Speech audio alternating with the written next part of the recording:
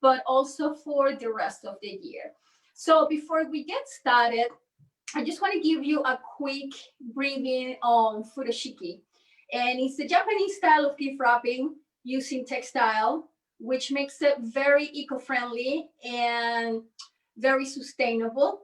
Most of them are crafted from natural fabrics, and it has been part of Japanese culture for centuries. All the way back from dynasty times, it was a thing of the royals, and originally it had the crest of the family printed on the textile. And now over time, it has more accessibility to all demographics. So everything is done with a piece of fabric. There are two ways. There's Furoshiki, which is a square like this. And then there is another presentation that you can do with a rectangular piece like this. And the technicality is a different name. This is called tenugui. And I will be showing how to wrap with those, as well as accessorizing and enhancing with some decor, so you can jazz up things a little bit more. And here is a quick already made show and tell. This is a square shape with the 4 petals, so that's one option. Then this one is like an envelope style, and you have room here in this compartment, so you can add, for example, a cash gift, a check, or a greeting card. So for example, if you're gonna be perhaps gifting a frame for an anniversary and you want to add a little cash or a greeting card, this is a great option. And then this one here, it's a double wrap, and you end with a double knot on the front. And this is ideal also for books as well as picture frames. There are many different kinds of sizes, shapes, prints, so you can go wild and flamboyant. And also, if you have any leftover fabrics, perhaps from your prom dress, or if somebody in the family gave a hand down and the fabric has some sentimental value, you can repurpose. And just make sure that you're gonna end up with a square or a rectangular. Finish the ends so it doesn't shred the material with the wear and tear. And ideally, it's a print or a type of fabric that it looks like double-sided, and it doesn't have a back like this one. I will make it work, but ideally, you get something that it wouldn't show the back. It's more even colors on both sides of the fabric. So I'm going to undo this one and then wrap it back again, so you have an idea of what is supposed to look like, and then how to reverse engineer it and do this particular wrapping. So this one is a traditional square box of cookies, tin can. So you place the item in the center of the furoshiki and off the side, so it's not even square up with the rest of the fabric. And you're going to bring the 2 ends first, and you're going to do a knot. And the trick is always to keep it tight with a good tension.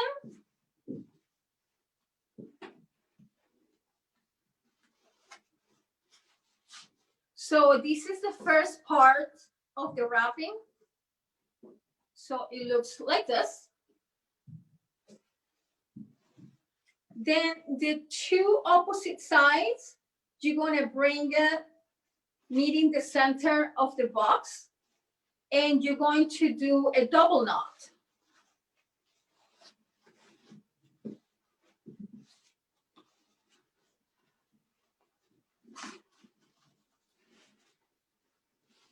And always keep the tension and adjust as you go.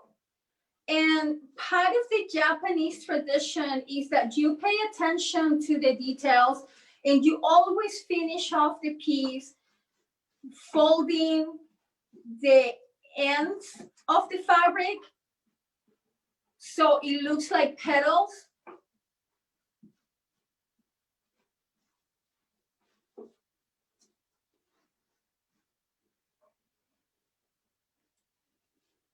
So one thing that you can do in addition to this, for example, in this case, it's a dark fabric, it's a little bit festive, but monochrome. So if you want to add an accent, you can, for example, bring a clip-on decor like from the Christmas tree and just place it on top.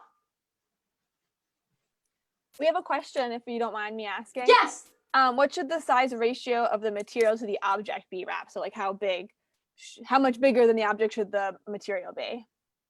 So it can be 27 inches square and bigger, but also you have to be mindful of what's the object that you want to be wrapping. Because if I tell you, well, a standard is, for example, 33 inches square, but you have a small item like this, then it's gonna be too much fabric left over. So you have to keep in mind kind of a proportion between object and the fabric, so you can decorate and ornate at the end without having too much extra and then the item getting lost in the fabric. So average is the size of the bandana, or a square of about 27 inches square. And I am going to check, for example, this item here.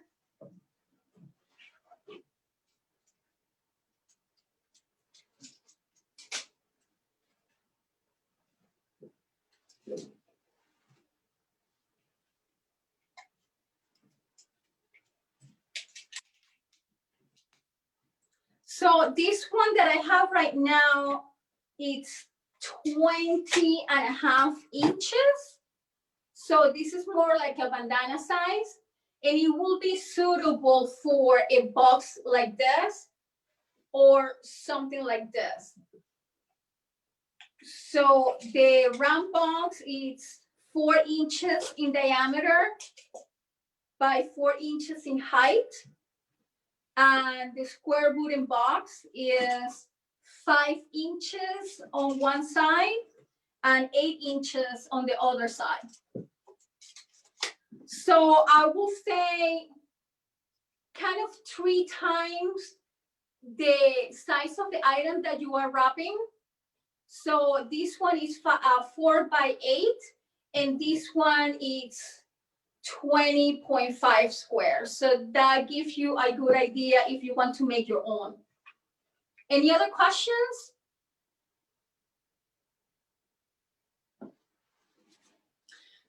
So this one is the square box.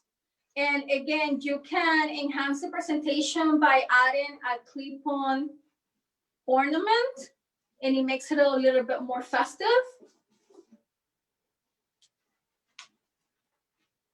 Also, another thing that you have to keep in mind with the furoshiki is the intention and the occasion. So I have a collection of many different kinds, from silk style to pure cotton. Also, I have a blend of textiles on the fabric between synthetic and organic. The benefit on the blend is that it doesn't wrinkle as much, so you don't have to press it. That's also one thing that I have to point out in regards to Japanese culture. They are very neat and very meticulous. So if you're going to do a gift wrapping and you are using natural fabrics, make sure that you take the time to either steam it or press it with a regular iron, so it's free of wrinkles. So this is the first style on the Japanese wrapping. Now I'm going to change for a double bottle because that's always kind of festive if you're going to go to a dinner party or you are going to meet some friends for drinks and you are providing some of the refreshments. This is a way how to do a nice presentation.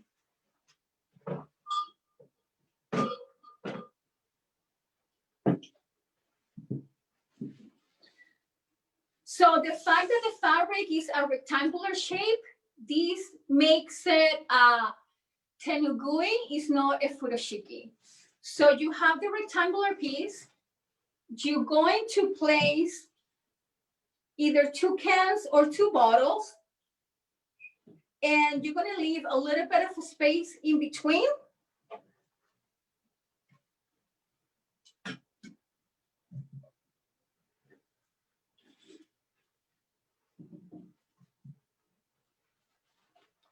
And you wrap it like this. So just roll the cylinder, then bring it in.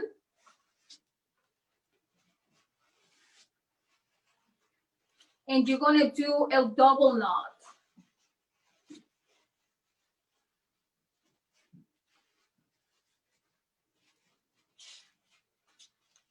So with the rectangular fabric, it's going to leave you the loose piece of the fabric ending like a bow, and it looks almost like an obi sash, which is the traditional accessory for the ladies wearing a kimono.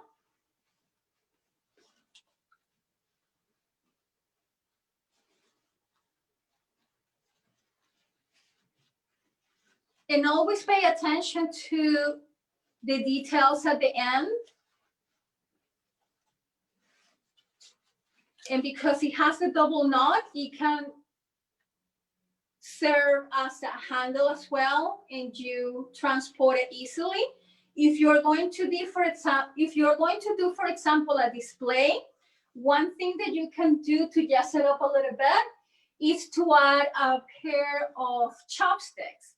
And this particular set, it was a gift from a friend of mine, and it has the shape of samurai swords, which I love because I am very passionate about martial arts and bladed weapons. So this is kind of the in-house joke between my friend and myself. So then you can slide it through the 2 knots.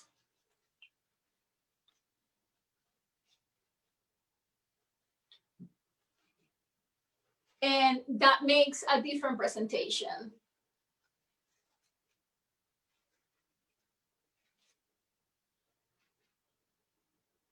Similar fashion will apply. I'm going to do a different shape of container.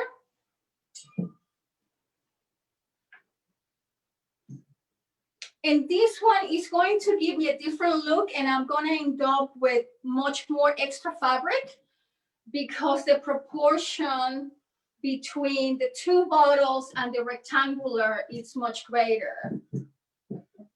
So again, you place the bottles first standing upright, leave a space in between, and then you do the wrapping.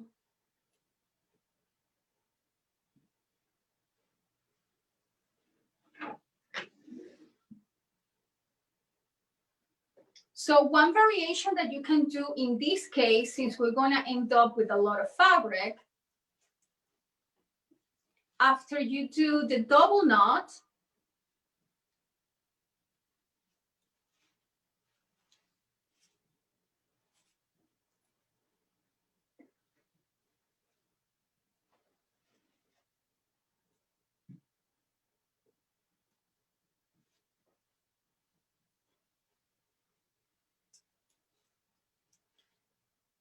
you can make it a ring with the extra fabric, and that gives you slightly different presentation.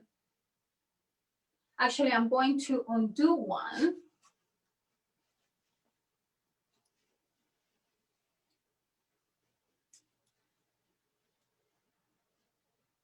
So that gives me a more balanced ending.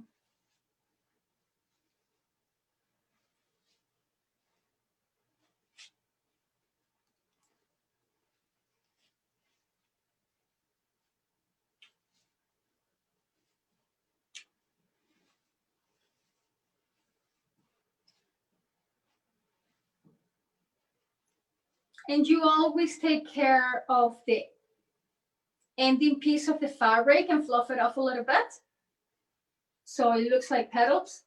And this is another option for a double bottle. Anybody has any questions so far?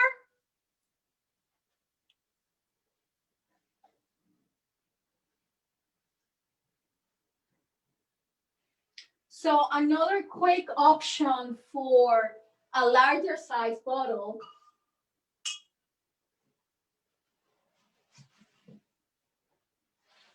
let's say that you're going to a dinner party and you're bringing a bottle of wine. So you place the furoshiki on a diamond shape. You are going to place the bottle in the middle. Have handy a rubber band.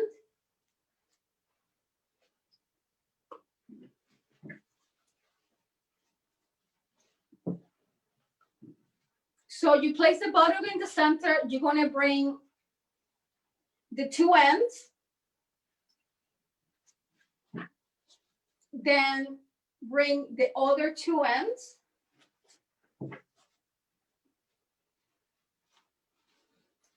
And make sure that the natural fold that you are getting from gathering the fabric and the four corners on the top, they're going to be sort of going on the same direction,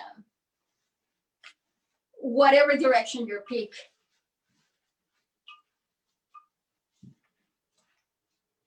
Always keep the tension. And then I'm going to use the rubber band and do a double pass.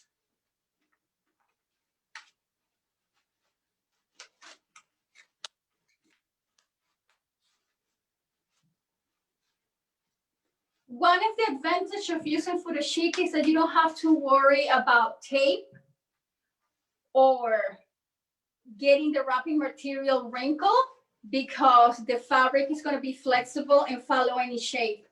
So here I have this much kind of loose and straight up.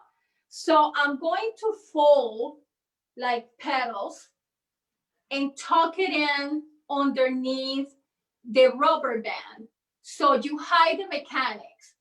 That's also a key in Japanese culture. You don't leave things visible to the eye. So you hide the pins, the mechanics, the rubber band, and keep it always graceful. So on this one, I'm pinching between the two rounds of the rubber band, and it gives you like a petal. And it's gonna be pretty much artist's choice. You're never gonna have two alike, and it's gonna depend on how much fabric you have left and how do you decide to do the fold. Someone wants to know where you got that fabric. This one was a long time ago, actually, from a fabric store in South Florida where I used to live, and I had a seamstress making it into a furoshiki. So it's a blend between synthetic and natural fabric, and it has a little bit of a texture, so you don't have to worry about the wrinkles. It's very versatile on that sense. But I don't remember what was exactly the type of fabric.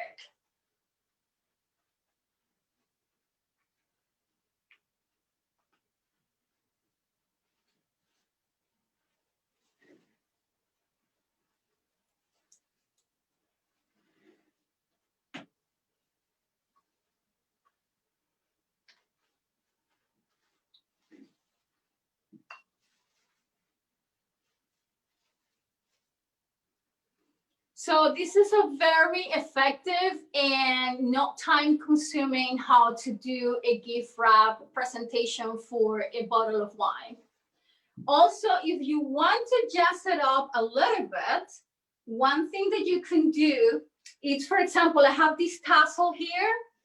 Before I do the folding, I could have placed the tassel, but I'm just going to slide it in.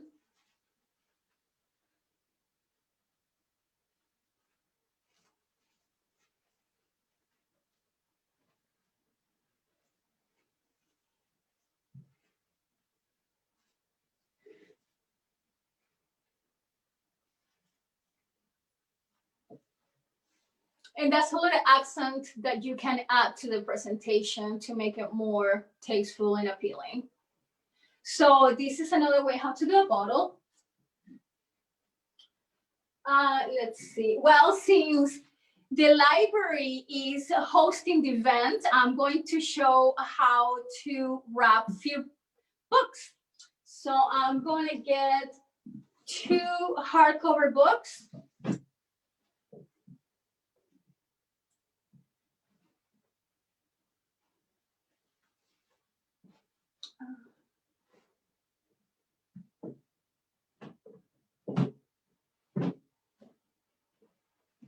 I'm going to show 2 different ways how to do a stack of books. So this one is very simple, but very graceful. So you have your stack of books. You place the fabric on a diamond shape.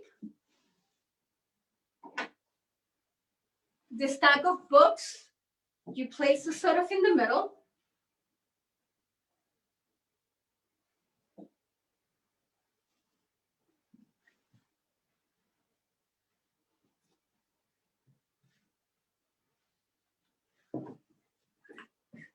So once you gauge the dimensions on the book and the Furoshiki, you can play with the placement a little bit.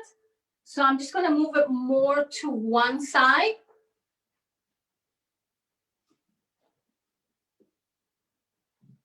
And I'm going to tuck the fabric kind of like a sandwich between the last book and the next one.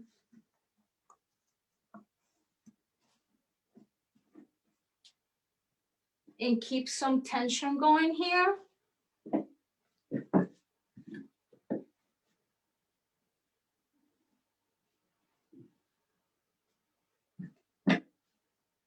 Then I'm going to bring these 2 ends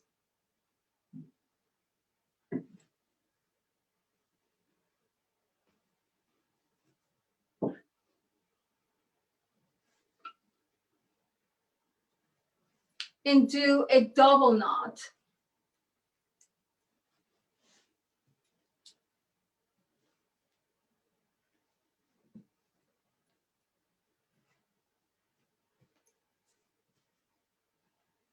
Again, make sure that the corners are properly placed and kind of fluff off a little bit. And then this one, it has extra fabric, but that's part of the design. So you have a little triangle. And you are ready to go and return your book's curbside service for the library. Another option, this one gives you kind of a look similar to a purse.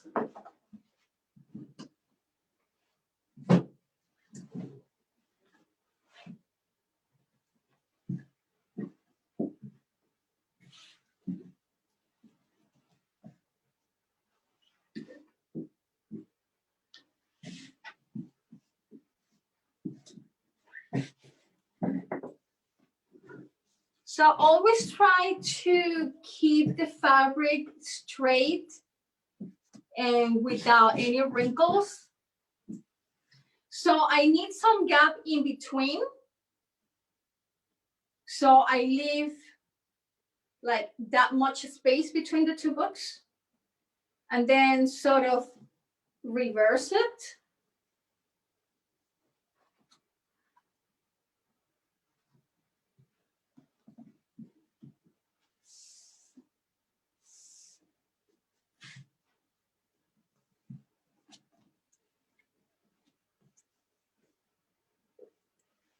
And I always like to press the fabric with the gift.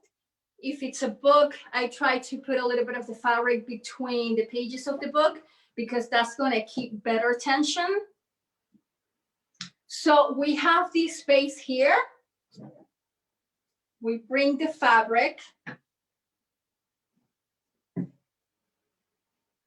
together this way. And we're going to slide it through the middle, this gap that we left.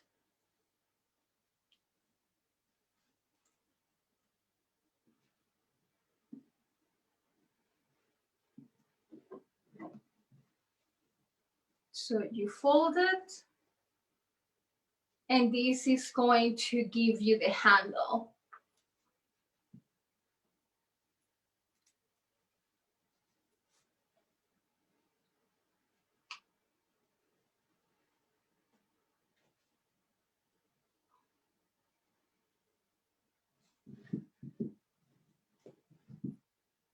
So this is another way how to do books. Any questions so far?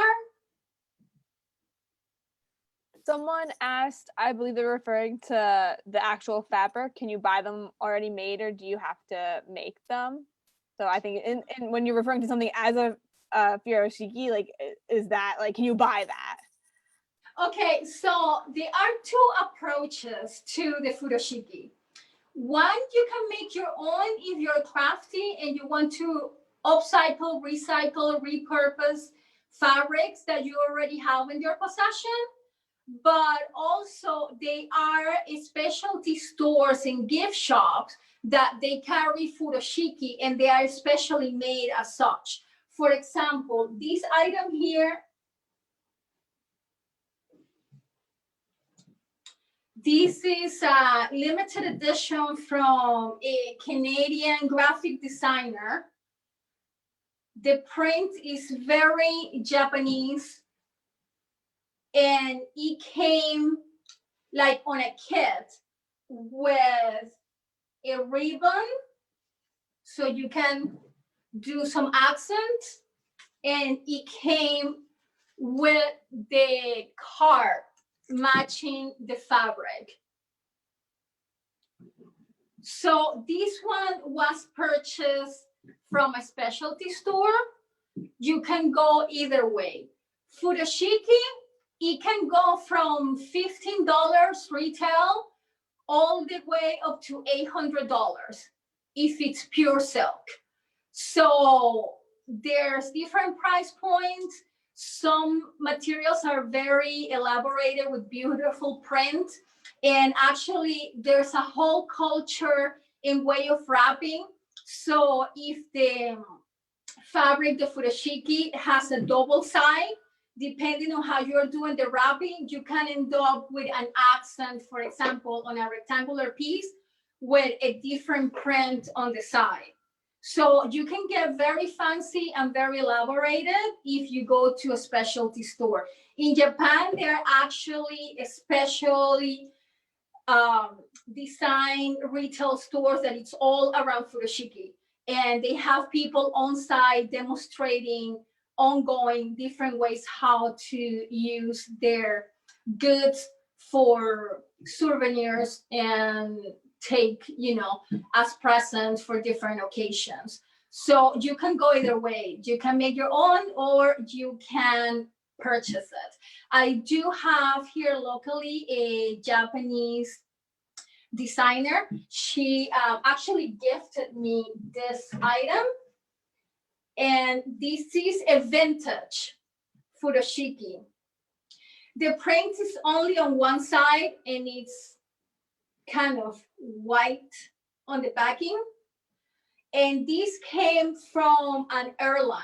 So if you see the print, and I'm going to get closer to the camera, it shows the airplane, the back of the airplane, the different parts of the aircraft, and some traditional Japanese designs and symbols. So this one, it can get a little bit challenging to work with because you have to manipulate the fabric in a way that is not going to show to the eye the backing, because it's not that desirable. So you have to be more mindful on the folding and how you do the knotting. So always is showing the print and the pretty side of the textile. And while I have this one on hand, I'm gonna work. I have another interesting question. Yes. If in Japan, when you receive a gift that's wrapped this way, what does the recipient do with the fabric? Do they get to keep it? Do they reuse it? Like, what happens after they get the gift? Okay, this is a great question, and I'm happy that somebody approached that. So there are two ways how to go about it. And since we are here in Massachusetts, you can go either way and always share a little bit of storytelling with the recipient. So number one option is that you can make the furoshiki part of the gift itself. Let's say that, for example, I have a relative who's going to be moving out of state to attend college. And I might buy one of the books for the first semester, wrap it on a furoshiki, maybe include a little check in there for college funds. And then the furoshiki is going to go with the person for good. So it becomes part of the gift. That's one option.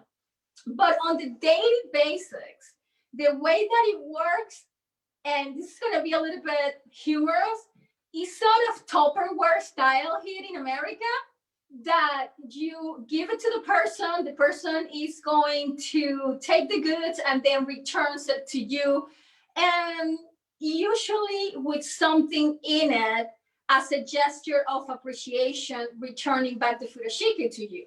So, for example, if I go to a dinner party and I'm bringing the bottle of wine, then next time I see my friend, I might get the furoshiki bag with a box of chocolates or a bento box or some other kind of goods, maybe an accessory. So there's no limitations on what you place in the furoshiki to be returned to the owner, but the protocol is that you wrap something and you're going to return the furoshiki to the person who gave it to you with a present. So those are the two options. And usually you will say to the person, if they are not familiar with the furoshiki culture, and a graceful way, it will be to say, hey, I have something to share with you. I attended this play shop and I learned how to do the gift wrapping with textiles. So I'm going to give you your favorite book for Christmas, but whenever you're done with the wrapping, then you have to return to me with something wrapped in there. So you might end up getting something like a box of cookies or something simple. It doesn't have to be anything expensive or too fancy, just a gesture that's going to be returned to you with something in it already wrapped. Any other question?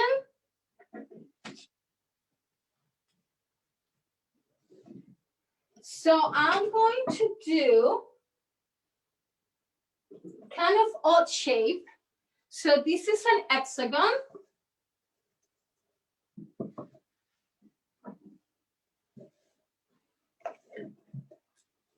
And you place the box in the middle.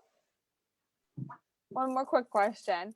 Yes. Jen asked, could you use a silk scarf? You can, but these are the two things that you have to take note. Are you expecting the scarf to be returned to you, or the scarf is part of the gift? That's number one. And number two, if you are going to use the scarf to transport the gift and the gift is heavy, you are going to have a big risk of damaging the fabric.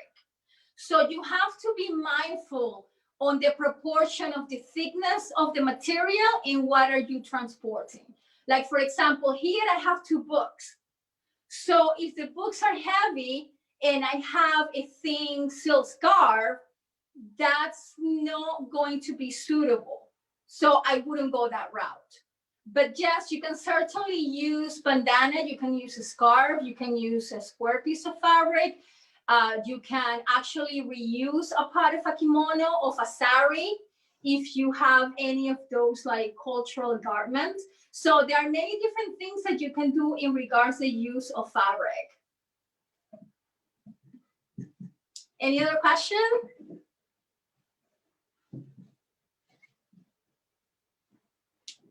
So for this shape, I'm going to have a rubber band handy.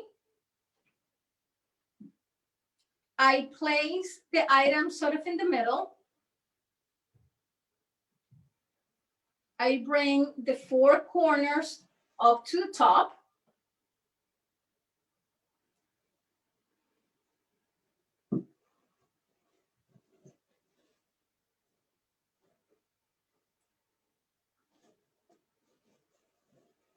Always adjust the fabric around the item and keep the tension.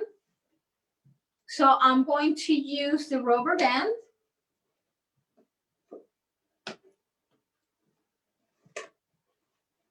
Do 2 passes.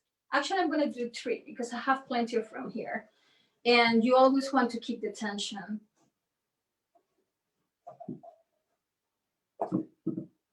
So you have all these extra. There are few ways how you can go about it. So one,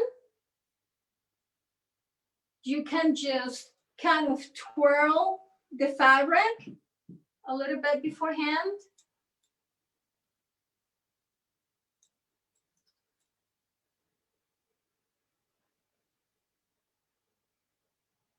And then tuck it in on the opposite side with the fabric, with the rubber band, and hide it with the fabric.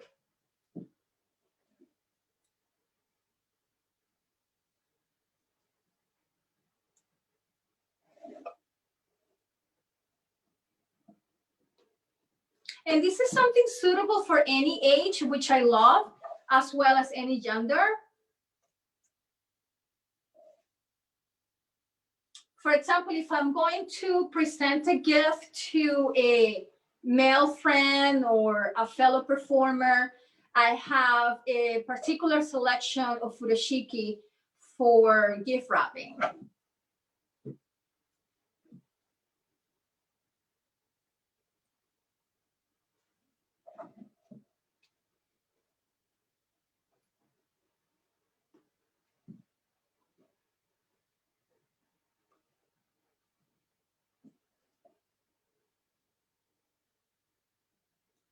So this one, it looks a little bit like the swirl on the candy cane, which is kind of Christmassy and festive.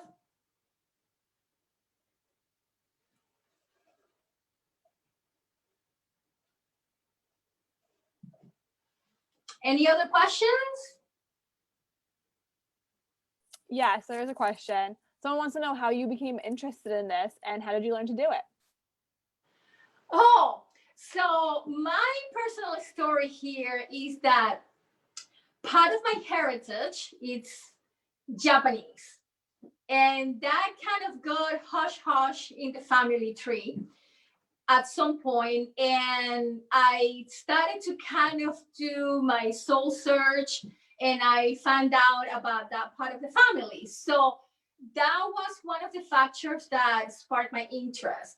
But also, my uncle on my mother's side, he was in the diplomatic works, and he actually lived in Japan. So before I was born, he came back from his travels and he spent a lot of time with my mother.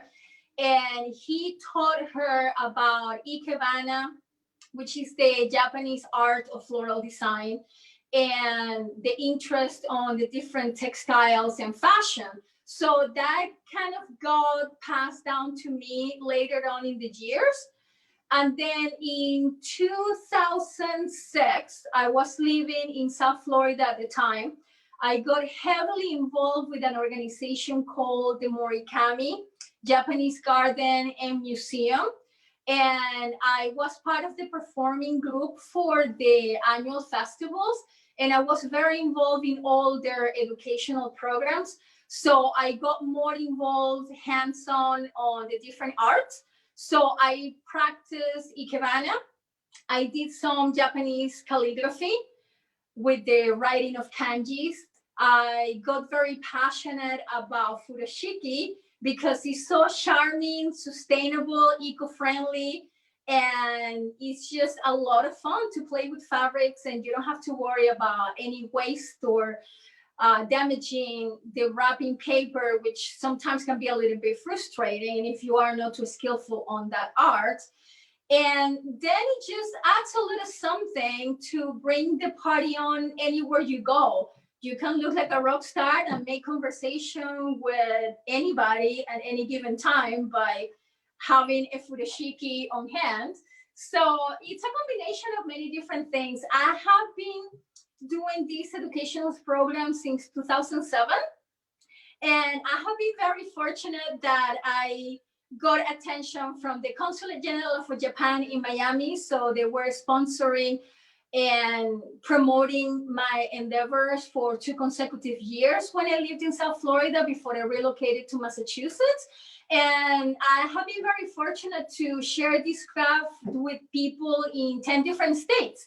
So I'm very passionate about it. And now with the virtual world being so wide open, it brings things to a different level. So I can go even wider on sharing my craft with people out of states as well. So it's a wonderful thing, and I don't have to travel as much. So that's kind of the highlight of how I end up doing this. Any other question? So I'm going to show how to do a handbag. So I'm going to go for a bigger size furoshiki.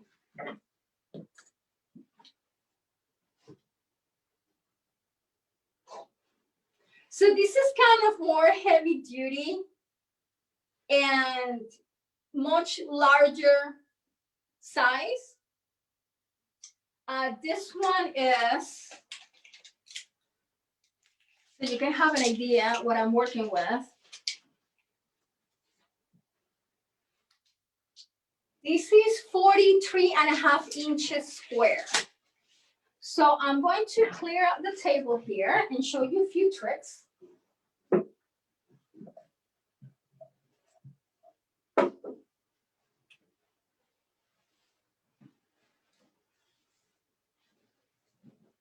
So one way, and this is what you will see at a market in Japan, the ladies going out shopping, you don't see like shopping bags, you see a lot of fabrics.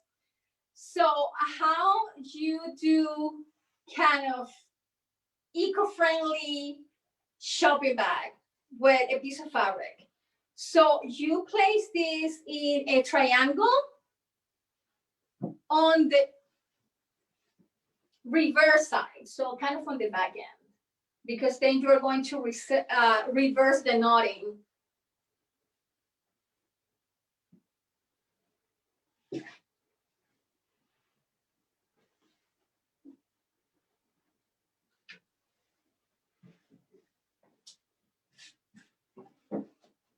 So the trick is to keep it proportional.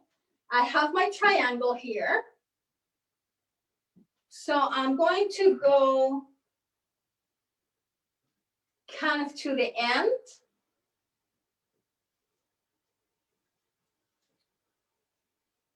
Bring the fabric together and kind of wrap around and do a knot.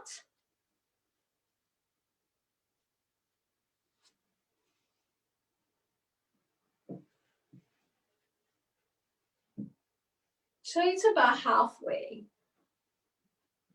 Then you're going to do the same with the other side.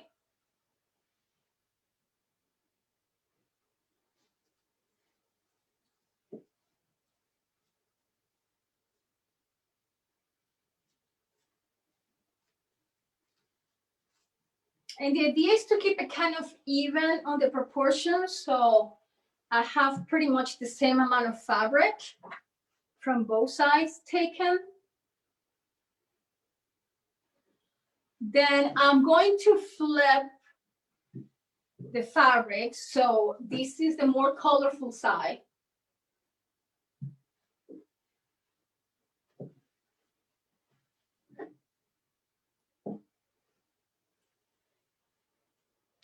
And then depending on what you're going to be transporting. So in this case, let's say that the items that are not too big. So I'm just going to make the knot a little bit lower here.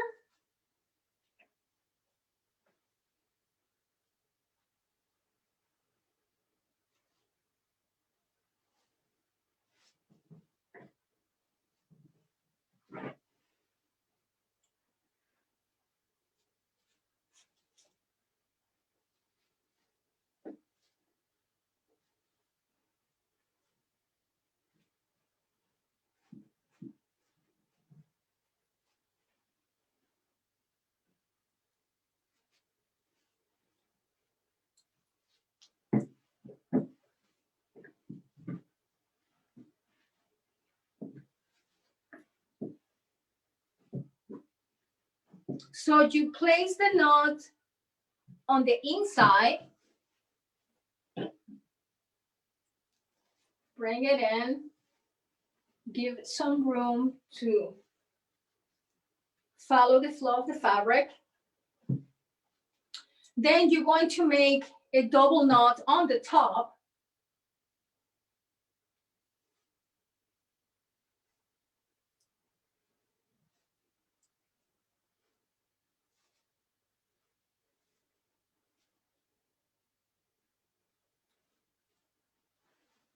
So let's say that perhaps you are going to a picnic and you are bringing the bottle of wine or a couple of drinks plus some appetizers in a bento box. So you can go place this one here.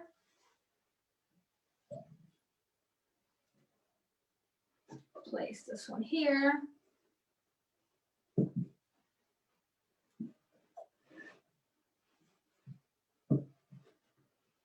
Maybe some books to enjoy some leisure time.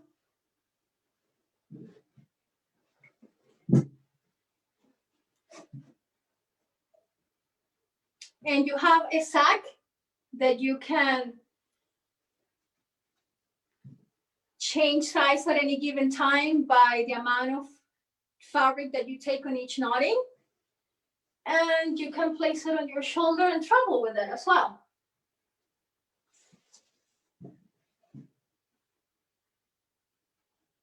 Another thing that you can do with the same basic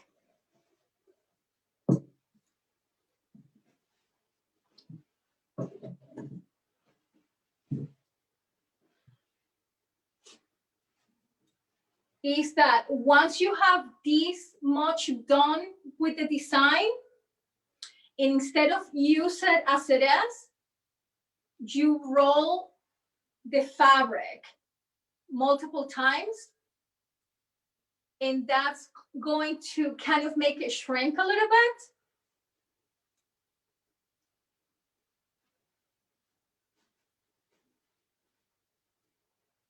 So it looks more like a bowl and you have more room here on the end. So you can go this way, or you can place it on your shoulder too if you like it shorter and closer to your body. And all you have to do is open up here and place the materials that you're going to be transporting.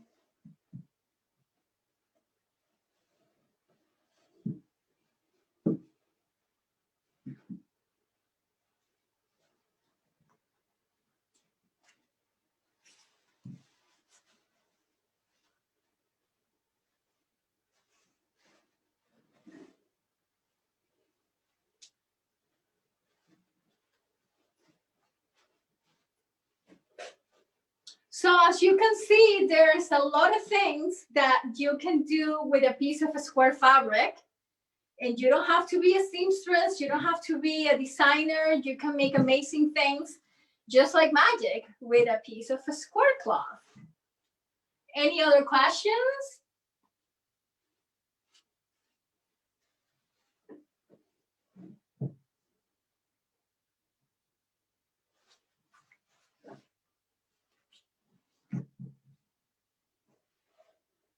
I'm going to show one more trick in how to make a handbag.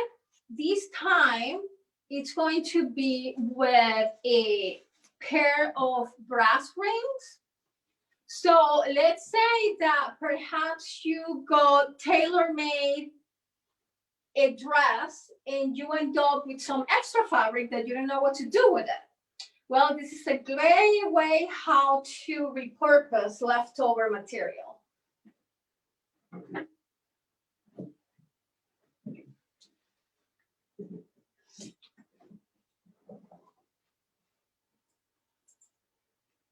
So I'm going to use a fairly small size furoshiki. This one is 23 inches square.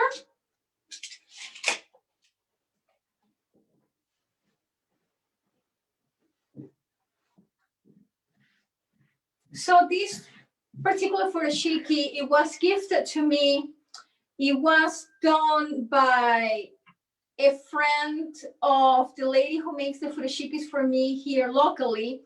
And it's orange in the fabric, but it has a little bit of a stretchy feel to it. And I don't know if you can see it through the lens, but actually it has a poem written by this person. So it has a little extra meaning on the furoshiki, not only because it was designed by one particular person, but this individual had fondness for poetry. So she got that poem print on the fabric.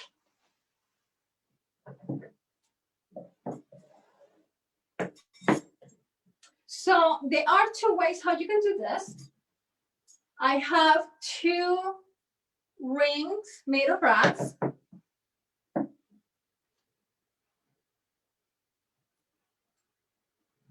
So one way that you can do is take on one side the two ends, bring it this way, and kind of wrap it to the front and make a double knot.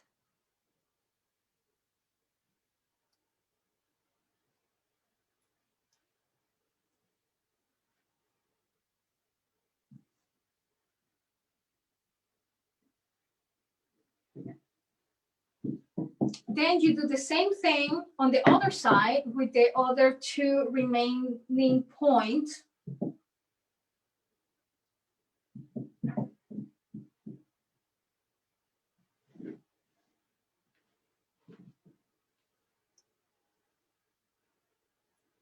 And always try to keep in mind like the same amount of fabric that you took from the other side so things keep even and proportionate.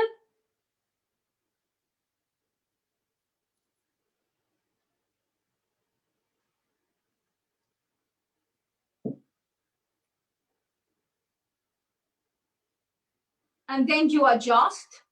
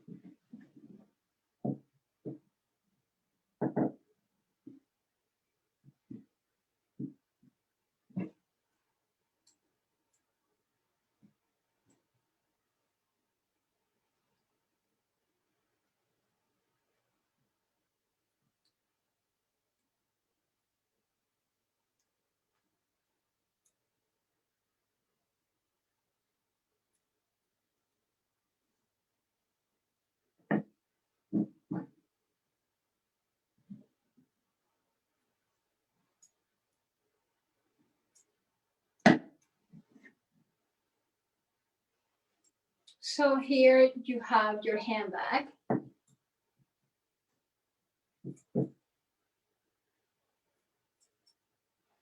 So let's say that I want to transport this.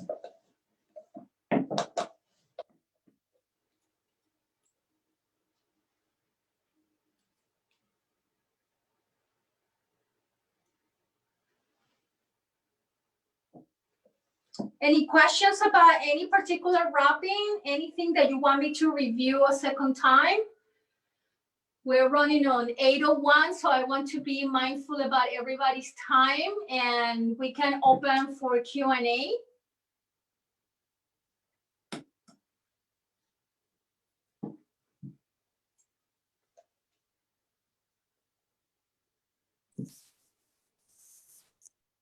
If there are any questions, you can unmute yourself if you guys want to. And I'm just going to kind of showcase all the different wrappings and do a one more time kind of show and tell. Did anybody make anything in this time that they want to show? I'm happy to go over one-on-one if anybody has a particular request.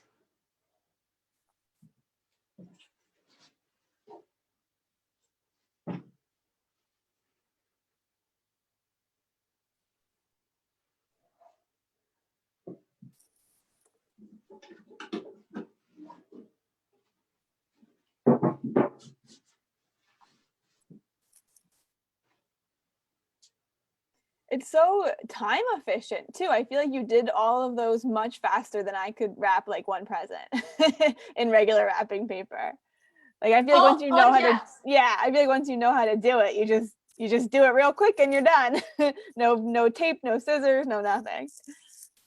And it makes you look like a rock star within a few minutes. You know, there's no room for screwing up on this technique because the fabric is very forgiving. Yeah. So I'm going to do a quick show and tell of all the different wrappings. So this is the tenugui with the chopsticks.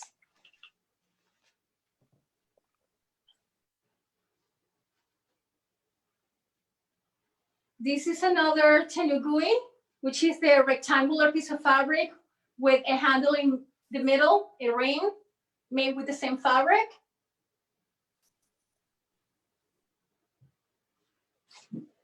This is an hexagon box.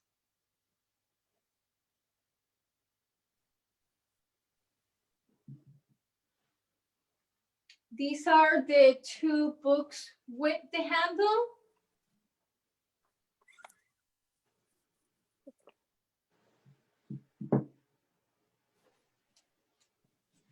This one of the many different ways that you can do a bottle wrapping.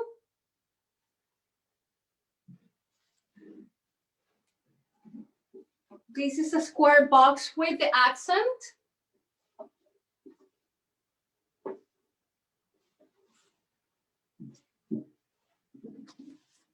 This is envelope style of gift wrapping for a book or a picture frame.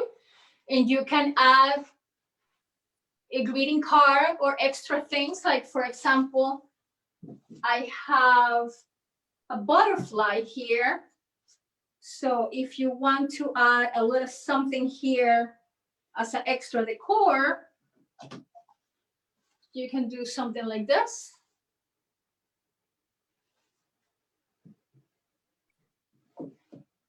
This is another way how to do a book or a picture frame. But for this kind of wrapping, you need much more material than the proportions that I gave before for the 1/3 of the measurement on the material for the item to be wrapped.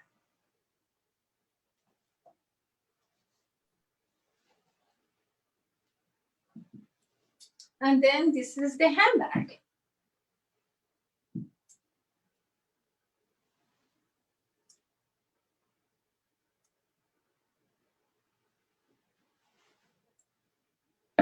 Any questions about a particular style of wrapping that anybody wants to review?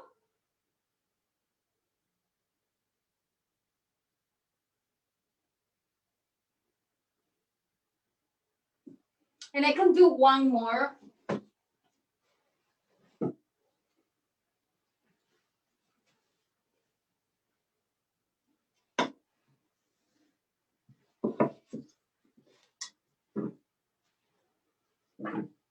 So this one is for a rectangular shape.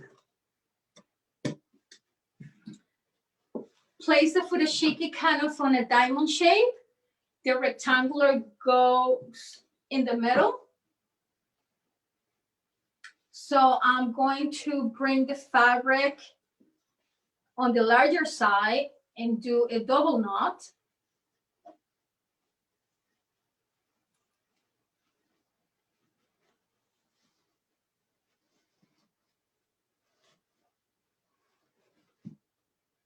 I think that a smaller size furoshiki might work better.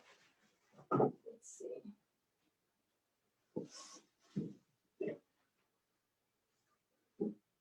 Yeah, this one's gonna work better.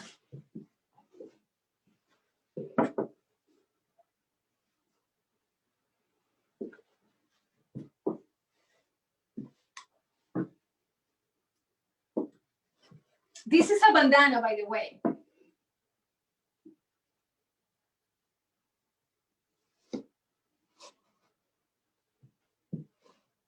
So you go first on the larger side, just one time, keep the tension, and then you're gonna go opposite sides.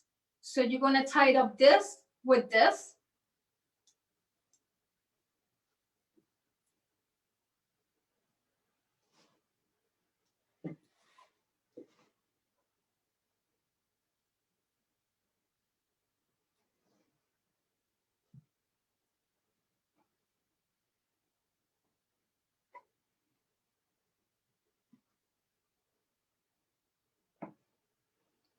And always pay attention to details at the end.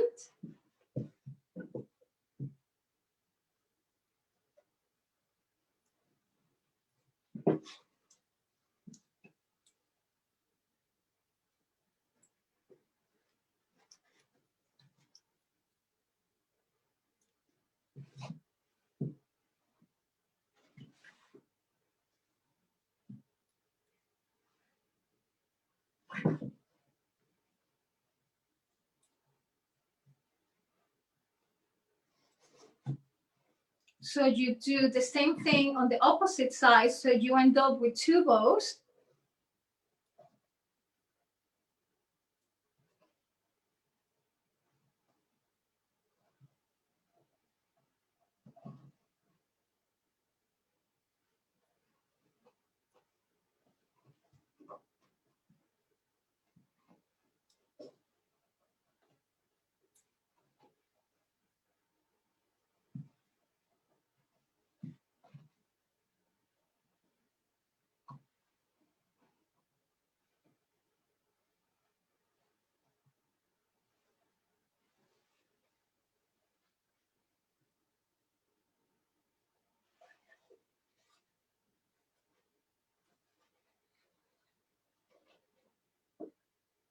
So this is another way how to wrap, and you end up with two bows instead of one.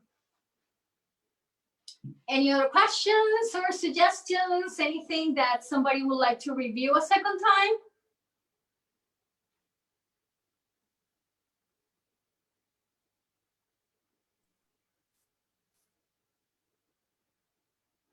Ellen, do you want me to do any more wrappings? I think that we're good. Do you want to just tell people how to maybe connect with you outside of this? Oh, yes, that it will be lovely. So feel free to reach out via Facebook, and you can contact me by my performing name, which is Etnia Fusion by Nefertiti in Facebook, ETNIA FUSION by Nefertiti, NEFERTITI. You can send me a private message if you want to be creative and take pictures of your designs and whatever you come up with, ideas for your seasonal gift wrapping. I would love to see what you are presenting out to the world, and tag me. I would love to connect. So let's keep the party going for the next few weeks. All right, great. I'm sending the link to your Facebook page in the group so everybody can see it. And then again, everybody, if I should probably put my camera back on, shouldn't I, so you can see me. Any chance that you can do the viewing like everybody on the screen so I can see smiley faces and it doesn't feel so virtual? I think you have to do that on your end. Oh, okay. Let me come around the camera then. Anybody want to turn on their camera and just say hello? Don't be shy. I like friendly faces. Let's see. You see on the top corner, there should be a button that has little squares on it. Virtual background, meeting settings. It says, it's a little button on the top right. It says gallery view. If you click it. I don't have that option on my end. Gallery view. I have mute, stop video, share screen. Participants. Should be on the top of the whole screen. No, maybe because I am not like on the host setting.